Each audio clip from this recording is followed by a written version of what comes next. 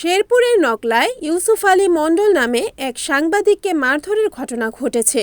শেরপুরের নকলা উপজেলার উত্তর বাজার মেসার্স খন্দকার শহীদুল ইসলামের দোকানে সরকার নির্ধারিত মূল্যের চেয়ে বেশি দামে সার বিক্রির অভিযোগ পেয়ে তথ্য জানতে গেলে বুধবার বিকেলে ওই সাংবাদিককে পিটিয়ে আহত করা হয়। মারধরের শিকার ওই সাংবাদিক ইউসুফ আলী মণ্ডলকে উপজেলা স্বাস্থ্য কমপ্লেক্সে চিকিৎসা দেওয়া হচ্ছে। এই ঘটনায় দুই ব্যক্তির নামে নকলা থানায় মামলা দায়ের করেছেন ভুক্তভোগী।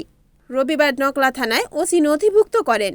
স্থানীয় সূত্র ও সংবাদকর্মীরা জানান, বুধবার সরকার নির্ধারিত ইউরিয়া সার ১৩৫০ টাকার স্থলে ১৪০০ টাকা প্রতি ব্যাগ, ডিএপি ১৪০০ টাকা প্রতি ব্যাগ, টিএসপি ১৮০০ টাকা, এমওপি ১১০০ টাকায় বিক্রি হচ্ছে।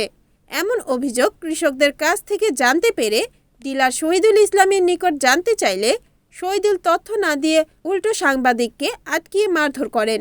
পরে স্থানীয় কয়েকজন সাংবাদিককে উদ্ধার করে হাসপাতালে পাঠান। নকলায় স্থায়ী সূত্র প্রশাসন জানায়, ইতিপূর্বে ওই ডিলার ৪৯ মেট্রিক টন ইউরিয়া সার সরকারের চোখ ফাঁকি দিয়ে অবৈধ মজুত করার চেষ্টাকালে সার থানায় আটক করেছিল। এই ঘটনায় স্থানীয় কর্মরত সাংবাদিকবৃন্দ এবং ভুক্তভোগী পরিবারের দাবি দোষী ব্যক্তিদের আইনের আওতায় আনার। এই ঘটনায় নিন্দা জানিয়েছেন বাংলাদেশ মফস্বল সাংবাদিক ফোরামের কেন্দ্রীয় কমিটির সভাপতি এবং বাংলাদেশ ট্রাস্ট বোর্ডের চেয়ারম্যান আহমেদ বাবু জাফর। তিনি বলেন, এর তীব্র ও নিন্দা প্রতিবাদ করে একই সঙ্গে দোষীদের দ্রুত আইনে মামলা নিয়ে অবিলম্বে গ্রেফতার করতে হবে, অন্যথায় আন্দোলনে যাবে সাংবাদিকবৃন্দ। রিপোর্ট ইউসুফ আলী মণ্ডল, এনএনটিভি, শেরপুর।